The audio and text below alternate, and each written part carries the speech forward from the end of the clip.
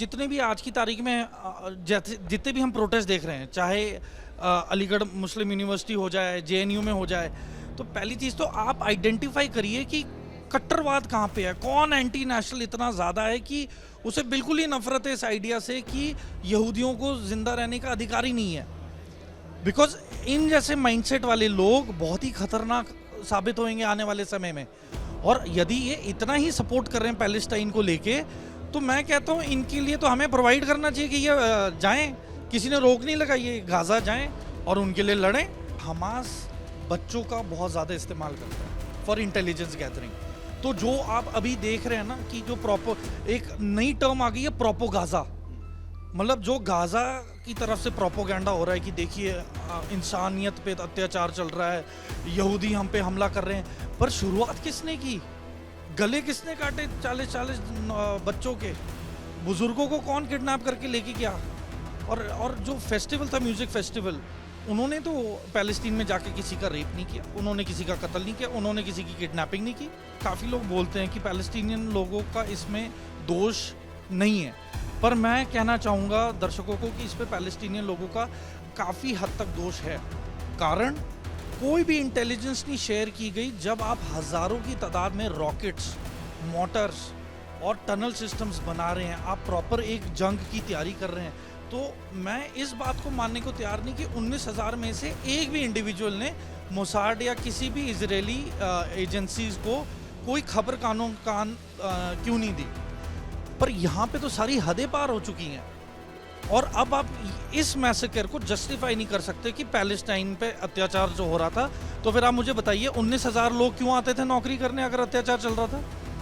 UN को actively क्यों नहीं आपने इन्वॉल्व किया? इतनी सारी इंटरनेशनल एजेंसीज है, वो क्यों नहीं इन्वॉल्व हुई पहले? जो लोग कह रहे हैं कि इजराइल ने पैलेस्टाइन की ज़मीन हथियाई है, बेन गुरियन की जो जूश एजेंसी थी, उन्होंने पूरी दुनिया में पैसे इकट्ठे करके प्रॉपर लीगल तरीके से ये लैंड को खरीदा गया था।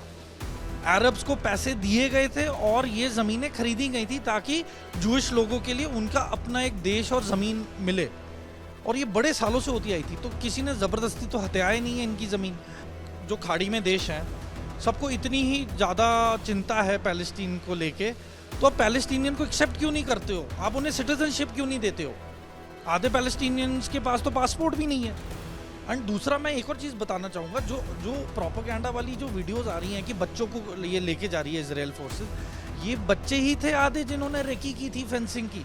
ये बच्चे ही थे जिन्होंने जहाँ ना बीच बीच में गैप्स थे उसकी फ़ोटोग्राफी की, उसके प्रॉपर ड्राइंग्स और फील्ड स्केचेस बना बना के इन्होंने हमास में दिए। जो डोमेस्टिक हेल्प थी, जितने भी नौकर थे या जितने भी पैलेस्टीनियन जो मीनियल जॉब्स कर रहे थे, उनसे उन्होंने घरों का नक्शा लिया है कि मोहम्मद दाइफ पैलेस्टीनियन इस्लामिक जिहाद के मेंबर हैं, जो कि चाइना में रहते थे, चाइना में ही उन्होंने इंजीनियरिंग की है, उनकी वाइफ चाइनीज़ हैं, चाइनीज़ मुस्लिम हैं। उन्होंने PLO के जो मोहम्मद अब्बास हैं उनको और चाइनीज़ एम्बेसडर को आपस में तालमेल कराया, इनकी मीटिंग्स कराने लगे। फिर ईरानियन रिपब्लिक गार्ड के कमांडर्स को भी इन्होंने इनविटेशन दी, और जो भी इनकी कम्युनिकेशन इक्विपमेंट थी, एक चाइनीज़ कंपनी है हुआई, जिसका कनाडा में भी बैन लग गया था CEO पे, और वो जेल भी गई थी। देखिए, आपको वहाँ पे टेरेन के मुताबिक बिहेव करना है, ना कि अपनी मर्जी के साथ। और बहुत सारी चीज़ें होती हैं, फ्रॉस्ट बाइट है, ठीक है, आपके लंग्स में पानी भर सकता है, आपके ब्रेन में भी पानी भर सकता है, जिसे हैपो और हैको कहते हैं। तो देखिए, ये सारी चीज़ों को आपको ओवरऑल सतर्क रहना है। मेटल बाइटिंग होती है, बल्कि जो हथियार आप पकड़ते हैं जिसमें मेटल लगा है, उस पर भी पट्टी बांधी जाती है। यदि हमारी चमड़ी उसके साथ कॉन्टैक्ट में आती है तो आपकी चमड़ी चिपक जाएगी लोहे के साथ, और यदि आप अपने हाथ को खींचोगे तो चमड़ी लोहे के साथ ही चिपकी रह जाती है। हमास और इजराइल के बीच छिड़ी जंग हर बढ़ते दिन के साथ और ज्यादा भयानक होती हुई नजर आ रही है। स्थितियां ये हैं कि जहां एक तरफ इजराइल लगातार अपने हमले तेज कर रहा है, तो वहीं दूसरी तरफ हमास की तरफ से भी इजराइल पर लगातार रॉकेट दागे जा रहे हैं। सिचुएशंस ये बन रही हैं कि अब जो तमाम खाड़ी देश हैं वो भी कहीं ना कहीं समर्थन करते हुए नजर आ रहे हैं हमास का। तो ये क्या सिचुएशंस और ज्यादा बिगड़ेंगी, इस पर बात करने के लिए हमारे साथ डिफेंस एक्सपर्ट के तौर पर हमारे साथ मेजर समरपाल तूर जी जो हैं वो जुड़ रहे हैं। समरपाल जी, हम लगातार डिस्कस करते रहे हैं, आप हमारे साथ पैनल पर भी लगातार यहाँ पर जुड़ते हैं। अभी जो सिचुएशंस नजर आ रही हैं, हम देख रहे हैं कि जैसे जैसे दिन बीत रहे हैं, इजराइल ने भी ये कहा था कि अब ये सिर्फ शुरुआत है और भी हमले तेज होंगे। आपको लगता है कि अभी ये सिचुएशंस और वर्स्ट होंगी? सीरिया तक सिचुएशंस पहुंची, ईरान का भी जिक्र हो रहा है और हमले भी इधर हमास पर, गाजा पर तेज हो रहे हैं। देखिए सुमित, अभी सिचुएशन और भी भयानक होएगी। इसका एक कारण बहुत ही क्लियर है कि जो आज जो वीटो किया है रशिया और चाइना ने अमेरिका का प्रस्ताव, अमेरिका ने प्रस्ताव रखा था आज यूएन में कि वो सीज फायर चाहते हैं सिर्फ एड को, ह्यूमैनिटेरियन एड को अंदर आने के लिए, पर ऑपरेशंस जारी रहेंगे। जबकि रशिया और चाइना कह रहे हैं कि सीज फायर भी चाहिए और एड भी अंदर आनी चाहिए, दोनों चीज़ें चाहिए, जिसके लिए अमेरिका ने मना कर दिया कि ऐसे नहीं होगा। तो ये जो वर्ल्ड पावर्स है, इनकी आपस में सहमति नहीं बन रही है। तो मुझे लग रहा है आने वाले समय में कोऑर्डिनेशन कम और डिसएग्रीमेंट्स ज़्यादा होने वाली हैं। और हमने जैसे देखा कुछ दिन पहले कि यमन ने अपने देश से सरफेस टू सरफेस मिसाइलें छोड़ी हैं, ड्रोन्स भी किए, जो कि एक यूएसएस की फ्रिगेट ने इंटरसेप्ट कर दिए थे। और आज बल्कि सुबह जो कि सऊदी अरेबिया है, उसमें जो थर्ड रॉकेट सिस्टम्स लगाए हैं वो फायर किए मिसाइल्स को इंटरसेप्ट करने के लिए। तो देखिए अभी ये उलझता हुआ मामला है। अभी करंटली तो ह्यूमैनिटेरियन बेसिस पे सीज फायर होना बहुत ही लाजमी है, क्योंकि अब फ्यूल की कमी हो गई है, इलेक्ट्रिसिटी की कमी हो गई। और देखिए जब भी युद्ध होता है तो जो पानी की जो अवेलेबिलिटी है वो 48 से 72 घंटे तक होती है। उसके बाद कोई भी इंसान हो, उसे पानी तो रिक्वायर्ड है ही है पीने के लिए। तो बेसिकली बच्चे इतने हैं, बच्चों की मौतें ज़्यादा हो रही हैं क्योंकि यंग पॉपुलेशन बहुत ज़्यादा है। मैं उसी ह्यूमैनिटेरियन ग्राउंड पर आ रहा हूँ। हालांकि मसला अब ये भी है कि हिजबुल्ला का चीफ, हमास के चीफ जो है वो मुलाकात करते हैं, उस पर भी मैं आऊँ। लेकिन जो ये ह्यूमैनिटेरियन ग्राउंड की जब बात हो रही है, कहा जा रहा है कि इजराइल को इसके बारे में सोचना चाहिए। जो बच्चे वहाँ पर मर रहे हैं उसके बारे में कोई नहीं सोच रहा है। हमास ने जिस तरीके से अटैक किया था उसके बाद इजराइल ने एक इजरायली के मारे जाने के बदले 15 जो है वो गाज़ा में लोगों की यहाँ पर जान ली है। वो जो ह्यूमैनिटेरियन ग्राउंड है फ़िलिस्तीन के लोगों के लिए, गाज़ा के लोगों के लिए, उस पर आपका क्या स्टैंड है? सुमित, मैं तो ह्यूमैनिटेरियन ग्राउंड्स जहाँ ये बात आती है, इजराइल ने 19,000 पासेस बनाए थे ताकि रोज़ पैलेस्टीनियंस इजराइल में आए, नौकरी करें। उनके घर के चूल्हे चल रहे थे, उन्हें इलेक्ट्रिसिटी दी जा रही थी, प्रॉपर नॉन स्टॉप पानी प्रोवाइड किया जा रहा था। तो आप बताइए कि यहाँ पे ह्यूमैनिटेरियन असिस्टेंस नहीं थी तो और ये क्या था? एक मानवता के तौर पे इजराइल ने जितनी भी हेल्प करनी चाहिए उन्होंने की, सब कुछ प्रोवाइड किया। ज़िंदगी 2014 की लड़ाई के बाद बिल्कुल ही सामान्य हो चुकी थी, लोग तरक्की कर रहे थे। पर अब कहने की बात यह है कि पैलेस्टीनियन लोग, काफ़ी लोग बोलते हैं कि पैलेस्टीनियन लोगों का इसमें दोष नहीं है, पर मैं कहना चाहूँगा दर्शकों को कि इस पे पैलेस्टीनियन लोगों का काफ़ी हद तक दोष है। कारण कोई भी इंटेलिजेंस नहीं शेयर की गई। जब आप हज़ारों की तादाद में रॉकेट्स, मोटर्स और टनल सिस्टम्स बना रहे हैं, आप प्रॉपर एक जंग की तैयारी कर रहे हैं, तो मैं इस बात को मानने को तैयार नहीं कि 19,000 में से एक भी इंडिविजुअल ने मोसाड या किसी भी इजरायली एजेंसीज को कोई खबर कान क्यों नहीं दी। तो पहली चीज़ तो ये। उसके बाद उसमें भी ये कि कुछ स्कूल्स के अंदर, कुछ हॉस्पिटल्स के पास और कुछ जो धार्मिक जगह है वहाँ पर हमास के जो है वो ठिकाने मिले। देखिए, हमास बच्चों का बहुत ज़्यादा इस्तेमाल करता है फॉर इंटेलिजेंस गैदरिंग। तो जो आप अभी देख रहे हैं ना कि जो एक नई टर्म आ गई है, प्रोपोगाजा, मतलब जो गाजा की तरफ से प्रोपोगेंडा हो रहा है कि देखिए इंसानियत पे अत्याचार चल रहा है, यहूदी हम पे हमला कर रहे हैं। पर शुरुआत किसने की? गले किसने काटे 40-40 बच्चों के? बुजुर्गों को कौन किडनैप करके लेके गया? और जो फेस्टिवल था, म्यूजिक फेस्टिवल, उन्होंने तो पैलेस्टीन में जाके किसी का रेप नहीं किया, उन्होंने किसी का कत्ल नहीं किया, उन्होंने किसी की किडनैपिंग नहीं की। तो जब ये ह्यूमैनिटेरियन ग्राउंड जो है ये सिर्फ हमास के लोगों के लिए क्यों हो रहा है?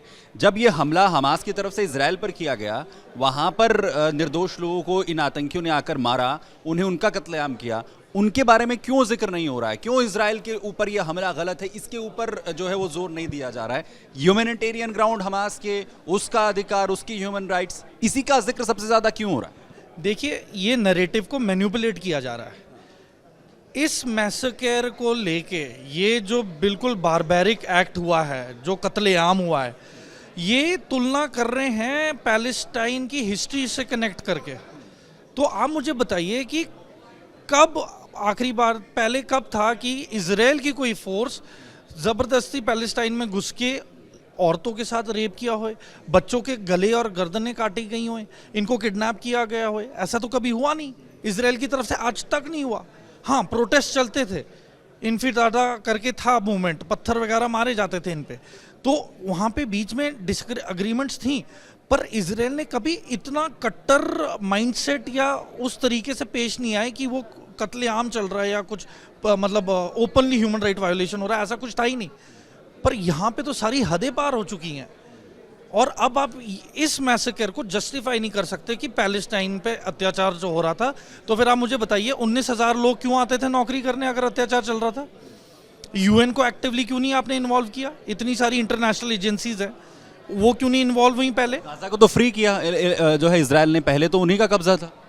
देखिए, पहली चीज़ तो मैं इतिहास में जाना चाहूँगा, जो लोग कह रहे हैं कि इजराइल ने पैलेस्टाइन की ज़मीन हथियाई है, बेन गुरियन की जो जूश एजेंसी थी, उन्होंने पूरी दुनिया में पैसे इकट्ठे करके प्रॉपर लीगल तरीके से ये लैंड को खरीदा गया था।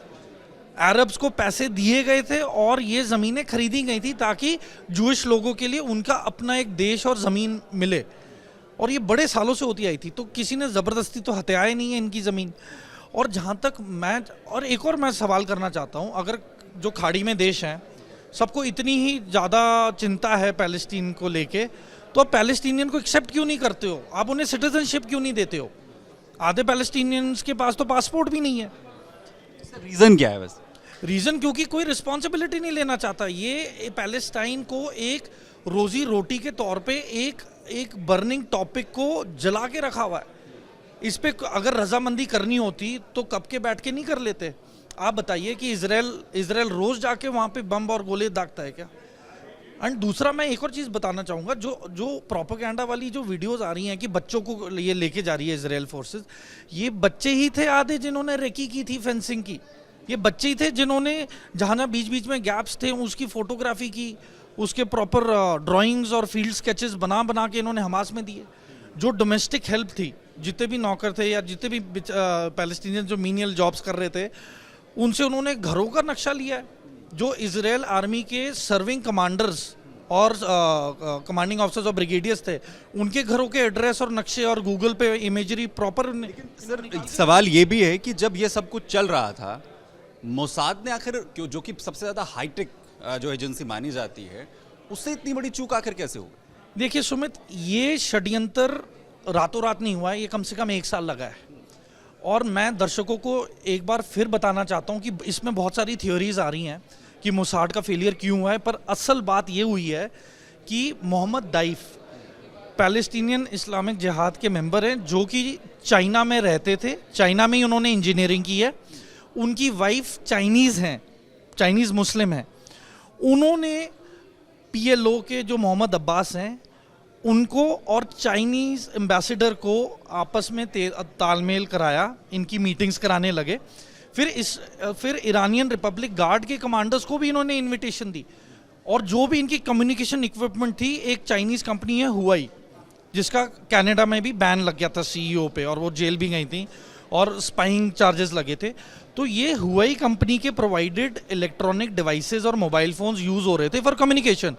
तो आप देखिए, चाइना को छोड़ के American surveillance system is number 1 in all countries, चाहे ईरान हो जाए, सीरिया हो जाए, लेबनान हो जाए, ठीक है, बाकी जितने भी डिस्टर्ब्ड मुल्क हैं, इराक हो जाए, ईरान। तो देखिए, यहाँ पे पूरा अमेरिकन सैटेलाइट्स तो हैं ही हैं, कोई शक नहीं है इसमें लेके। पर कहाँ पे ये अटक जाते हैं? चाइनीज़ सर्वेलेंस को लेके, क्योंकि एक तो लैंग्वेज बैरियर आ जाता है, दूसरा जो टेक्निकल अपग्रेडेशन है, जो चाइनीज़ कम्युनिकेशन इक्विपमेंट और सीक्रेसी कोड्स और इनकी जो चिप वाली टेक्नोलॉजी है, उसका तोड़ अभी करना है, वो एट पार हैं विद अमेरिकन। तो ये ट्रैक नहीं कर सके कि ये कोऑर्डिनेशन और कोऑपरेशन कब से चल रही थी।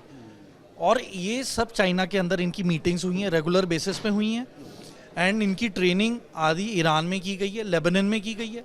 और जहाँ तक हमास का सवाल है, हमास अकेला पैलेस्टाइन में नहीं ऑपरेट करता है, हमास की टुकड़ियाँ लेबनान में भी स्थित हैं, उनकी फैमिलीज़ और उनकी ट्रेनिंग सेंटर, एमुनिशन आना और प्रॉपर जो उनकी आतंकवादी गुट हैं वो उनके प्रॉपर वहाँ पे लिविंग और जगह हैं, वहाँ पे लेबनान में खुलेआम रहते हैं। तो चीन का अगर ये इतना इंपॉर्टेंट रोल रहा है इसके पीछे, हमने अभी देखा कि उसने भी अपने जो है युद्धपोत लगाए, क्योंकि उधर से अमेरिका की तरफ से उन्होंने अपने जो युद्धपोत हैं वो भेजे थे।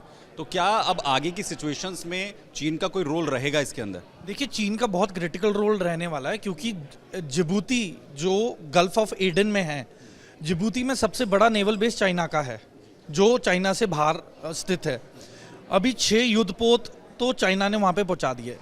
नंबर 2, ये जो लड़ाई शुरू हुई है मिडल ईस्ट में, इसमें क्या हुआ है, अब जो अमेरिकन जो सबसे 2 बड़ी कैरियर ग्रुप्स थी नेवल की, वो अब चाइनीज़ एरिया से छोड़ के ताइवान से फोकस हटा के मिडल ईस्ट के ऊपर ज़्यादा फोकस है। अब यदि चाइना चाहे तो वो ताइवान पे काफ़ी आसानी के साथ, काफ़ी लेवल की आसानी के साथ इन्वेड कर सकता है, क्योंकि अब जो नेवल थ्रेट था मेन यूएस का, वो मिडल ईस्ट तक डाइवर्ट हो गया है। तो देखिए, इसमें बहुत ज़्यादा जियोपॉलिटिक्स है। जिस तरीके से अमेरिका जितने वेपन सिस्टम्स और एमुनिशन और ट्रेनिंग करवा रहा है यूक्रेन की फोर्सेस को रशिया के अगेंस्ट, तो रशिया इसे काउंटर नहीं कर पा रहा है। तो रशिया का एक ही मकसद था कि किसी ना किसी तरीके से यूएस की अमेरिकन इकॉनमी क्रैश कराई जाए, उन्हें ऑक्यूपाई कराया जाए, और ये चाइना और रशिया की मिली भगत के साथ अब ये मिडल ईस्ट में डिस्टर्बेंस को बढ़ावा दिया जा रहा है। अब क्योंकि इस तरीके की सिचुएशंस भारत में भी, क्योंकि जो है आतंकवादी हमले होते रहे, और ये भी एक आतंकवादी हमला था, लेकिन पिछले कुछ वक्त में भारत की इंटेलिजेंस जिस तरीके से एक्टिव है, इन सिचुएशंस पे बहुत कंट्रोल आया है। लेकिन क्या हमें और इससे कुछ सीखने की ज़रूरत है? हमें क्या सबक लेना चाहिए? भारत के लिए क्या मैसेज है इस पूरे हमले के बाद? देखिए, जहाँ तक भारत का सवाल है, पहली चीज़ तो हमें प्रॉपर आइडेंटिफिकेशन सिस्टम इम्प्लीमेंट करना चाहिए, जिसके अंदर की हर एक सिटीजन की शनाख्त और उसका डेटा गवर्नमेंट के पास होना चाहिए कि ये व्यक्ति लीगली इस कंट्री में है या नहीं है, number 1। Number 2, ceiling of borders, the Indian borders को थोड़ा और टाइट करना है, और डिप्लॉयमेंट ऑफ फोर्सेस हमारे बॉर्डर्स पे ज़्यादा होनी चाहिए। सर्वेलेंस इक्विपमेंट, हमारा फेंसिंग और जो कम्युनिकेशन सिस्टम्स हैं उन्हें अपग्रेड और बूस्ट करना पड़ेगा। क्योंकि और एक और एस्पेक्ट मैं ये बताना चाहता हूँ कि जितने भी आज की तारीख में जितने भी हम प्रोटेस्ट देख रहे हैं, चाहे अलीगढ़ मुस्लिम यूनिवर्सिटी हो जाए, जेएनयू में हो जाए, तो पहली चीज़ तो आप आइडेंटिफाई करिए कि कट्टरवाद कहाँ पे है, कौन एंटी नेशनल इतना ज़्यादा है कि उसे बिल्कुल ही नफरत है इस आइडिया से कि यहूदियों को जिंदा रहने का अधिकार ही नहीं है। बिकॉज इन जैसे माइंडसेट वाले लोग बहुत ही खतरनाक साबित होंगे आने वाले समय में। और यदि ये इतना ही सपोर्ट कर रहे हैं पैलेस्टाइन को लेके, तो मैं कहता हूँ इनके लिए तो हमें प्रोवाइड करना चाहिए कि ये जाएं, किसी ने रोक नहीं लगाई, ये गाज़ा जाएं और उनके लिए लड़ें, या फिर ये यूएन में जाएं, यूएन में आप गुहार लगाएं। इतनी ज़्यादा एजेंसीज हैं वर्ल्ड में, घर बैठ के अपने राग ना लापें। यस, मतलब आप घर पे बैठ के अपनी सेफ जोन में रह के चिल्लाना तो मैं भी चिल्ला सकता हूँ इसराइल के लिए, पर हमें स्टेटिस्टिकल डेटा, फैक्ट्स और प्रॉपर इंफॉर्मेशन हमें है, इसलिए हम शांत बैठे हैं, क्योंकि हमें पता है कि सही क्या है। और कहते हैं ना, खाली बर्तन ज़्यादा शोर करते हैं, तो अगर इतना ही है तो दे शुड गो। क्योंकि पहले ये कहा जा रहा था कि हिजबुल्लाह की अगर इसमें एंट्री होती है तो सिचुएशंस जो हैं वो और भी कॉम्प्लिकेटेड हो जाएंगी। हिजबुल्लाह ने उसकी शुरुआत की, इधर से हमास जो है ऑलरेडी एक्टिव है, जिसको लेकर पूरी युद्ध चल रहा है। सीरिया की तरफ से भी हमले हुए, यमन का आपने हूती विद्रोही की तरफ से आपने देखा कि किस तरीके से रॉकेट दागे गए, और अभी रिसेंटली मुलाकात भी यहाँ पर हिजबुल्लाह के चीफ की और हमास के चीफ की जो हुई है। ये सिचुएशंस जो हैं क्या इजराइल के लिए और क्रिटिकल हो जाएंगी आने वाले टाइम में? देखिए, मैं शुरू से ही बोलता आ रहा हूँ, जब से ये युद्ध 7 अक्टूबर को शुरू हुआ है, बल्कि उसके तीसरे और चौथे दिन ही मैंने बोल दिया था कि असली वार हिजबुल्लाह की तरफ से आएगा। क्योंकि जो भी, देखिए, जितने भी शिया मुल्क कौन है मेजॉरिटी में? ईरान, इराक और लेबनान। और हिजबुल्लाह कहाँ पे उपस्थित है, कहाँ पे मेन है उसका गढ़? लेबनान। तो देखिए, तो ये शिया कंट्रीज़ का सबसे ज़्यादा सपोर्ट यहीं से है, और ये कनेक्टेड है। एंड पैलेस्टीन को लेके देखिए, जब यॉम किपुर वॉर हुआ था 1967 में, जब 6 खाड़ी देश के मुल्कों ने इकट्ठे अटैक किया था इसराइल के ऊपर, इकट्ठे एक ही दिन में, उनके पास प्रॉपर टैंक्स थे, एयरफोर्स थी, इन्फेंट्री थी, प्रॉपर उन्होंने कनाल क्रॉसिंग्स करके इसराइल में आए थे हमला करने। और इसी बदले आप मुझे एक बात बताइए, इसराइल कब से एग्रेसर हो गया था? शुरुआत तो ये 6 मुल्कों ने की ना उसे एग्रेसर बनाने के लिए। तो वो तो इसराइल तो अब सेल्फ डिफेंस के लिए जो भी कर रहा है, क्योंकि दूसरे विश्व युद्ध में इतने यहूदी मारे गए जिसकी गिनती नहीं है। तो अब कहते हैं ना कि नॉट अगेन। तो अब मुझे नहीं लगता कि इसराइल 1% भी चांस लेगा बैकफुट पे आने के लिए या हमदर्दी दिखाने के लिए, क्योंकि इतना सब करने के बावजूद इसराइल के साथ इतनी बेरहमी से दुनिया पेश आई है कि मुझे नहीं लगता कि ठीक रहेगा बोलना कि they should stop. Final question मैं आपसे जानना चाह रहा हूँ, क्या ये वर्ल्ड वॉर 3 की ओर बढ़ती हुई सिचुएशंस हैं? देखिए, काफ़ी यूथ मुझे इंटरनेट और सोशल मीडिया प्लेटफॉर्म्स पे भी पूछते रहते हैं, पर ये स्थिति वो है कि ये घोषित नहीं किया गया है। और लोग पूछते हैं ना तीसरा विश्व युद्ध कब से है? रशिया यूक्रेन से शुरू हुआ है ये। तो इसमें घोषणा नहीं होगी, इसमें एलाइज बनेंगे, गुटबाजी होएगी और फिर आपस में कंट्रीज बस उलझे ना। क्योंकि मैं इतना ही कहना चाहता हूँ कि जितने भी डेवलप्ड कंट्रीज हैं, कोई भी अपनी किए कराए देश पे और उसकी इकोनॉमी को डिस्ट्रॉय नहीं करना चाहेगा किसी की लड़ाई में इंटरफियर करके, डायरेक्टली। इनडायरेक्टली यस, पर इनडायरेक्टली इसके अंदर बहुत ज़्यादा दखल अंदाजी होगी, पर डायरेक्टली मुझे नहीं लगता कोई कंट्री इसके अंदर इन्वॉल्व होगी सिवाय अमेरिका के। और यदि अमेरिका आ गया तो ओपनली फ्रंट में आया, एंड उसको काउंटर करने के लिए फिर बड़ी इंटरेस्टिंग चीज़ है कि कौन सी country can stand up against USA and Israel and Ukraine in a way. अब मैं थोड़ा सा भारत के सिनेरियो में थोड़ा सा बात कर लेता हूं, क्योंकि हमने करगिल युद्ध देखा, जिस तरीके की सिचुएशंस जो है करगिल युद्ध में पाकिस्तान की तरफ से क्रिएट की गई। उन ऊंची ऊंची पहाड़ियों पर बैठकर वो हम पर लगातार हमले कर रहे थे, लेकिन भारतीय जो जवान हैं उन्होंने जो बहादुरी दिखाई, उसी का नतीजा कि करगिल में भी पाकिस्तान को मुंह की खानी पड़ी। सर, मैं सियाचिन की सिचुएशंस को थोड़ा समझना चाहता हूँ आपके ज़रिए। सियाचिन के अंदर जो हमारे जवान इतनी मुश्किल सिचुएशंस में, क्योंकि हमने अभी एक अपने अग्निवीर को भी खोया उन सिचुएशंस के बीच में ही है, ये कितना क्रिटिकल है, क्योंकि आप उसे बहुत बेहतर तरीके से जानते हैं? देखिए, मैं सियाचिन में ऑपरेट कर चुका हूँ। वहाँ पे देखिए टेम्परेचर, बेसिक टेम्परेचर ही -50 में रहता है। तो -50 के अंदर आपने अपने वहाँ पे लड़ाई कुदरत के खिलाफ है।